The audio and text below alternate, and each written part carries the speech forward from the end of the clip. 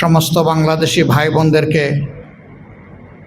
স্বাধীনতা ও জাতীয় দিবসের আন্তরিক শুভেচ্ছা জ্ঞাপন করছি। গভীর শ্রদ্ধা নিবেদন করছি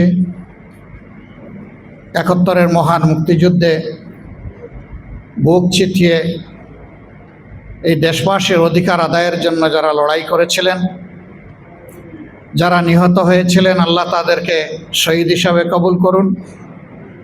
যারা আহত পঙ্গুত্ব বরণ করেও হার মানেননি, আল্লাহ তাআলা দুনিয়া এবং আখিরাতে তাদেরকে উচ্চ মর্যাদা দান করুন।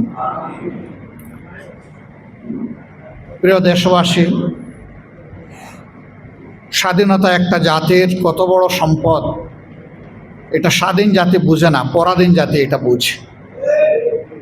আমাদের পূর্বপুরুষেরা ১৯০ বছর যখন স্বাধীনতা হারিয়ে গোলামির জিঞ্জিরে আবদ্ধ ছিলেন, তারা তখন অনুভব করেছিলেন স্বাধীনতা কী জিনিস। তাদের এই আন্তরিক আকুতি, তাদের সংগ্রামী প্রয়াস, তৎকালীন নেতৃবৃন্দের বিচক্ষণতা, দূরদর্শিতার ফলে আমরা একটা দেশ পেয়েছিলাম। আমাদেরকে আশ্বস্ত করা হয়েছিল লর্ড কেলেঙ্গে পাকিস্তানের নামে যে এই দেশে কোনো ধরনের বৈষম্য থাকবে না, ন্যায় বিচার কায়েম হবে এবং মানুষ একটি স্বাধীন দেশের নাগরিক হিসাবে সম্মানের সাথে বসবাস করবে। এ লক্ষ্য অর্জিত হয়নি, পদে পদে লঙ্ঘিত হয়েছে, যার কারণে ৭১-এর মুক্তিযুদ্ধ অনিবার্য হয়ে উঠেছিল। তবে হ্যাঁ, এই যুদ্ধের আগে একটা সাধারণ নির্বাচন হয়েছিল, একটা মার্শাল ল গভর্নমেন্টের আন্ডারে। ওইটাও কোনো সংবিধানের আন্ডারে হয়নি। মার্শাল ল যখন জারি থাকে, সংবিধান তখন সাসপেন্ড থাকে। সামরিক ফরমানের মাধ্যমেই হয়েছিল।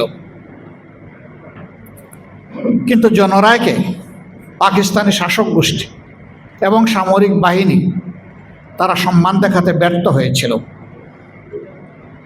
বরঞ্চ জনরায়কে অগ্রাহ্য করে বিপুল জনমানুষের আকাঙ্ক্ষাকে তারা গুলি আর বুলেট দিয়ে, ব্যানর দিয়ে তারা দমিয়ে রাখতে চেয়েছিল। নির্বিচারে মানুষ খুন করেছে, মানুষের ইজ্জত লুণ্ঠন করেছে, সম্পদ ধ্বংস করেছে, দেশকে পোড়ামাটির দেশে পরিণত করেছে। কিন্তু সকল নির্যাতন চালিয়েও মানুষের আকাঙ্ক্ষাতে তারা দমিয়ে রাখতে পারেন। শেষ পর্যন্ত দেশ স্বাধীন হয়েছে। আরেকবার সেই লড়াকু সমস্ত যোদ্ধাদেরকে অন্তরের অন্তঃস্থল থেকে গভীর কৃতজ্ঞতা জ্ঞাপন করছে, যারা আমাদের জন্য একই মানচিত্রকে স্বাধীনতার মূঢ়কে উপস্থাপন করেছেন, যারা আমাদেরকে একটি সম্মানজনক পতাকা হাতে তুলে দিয়েছে।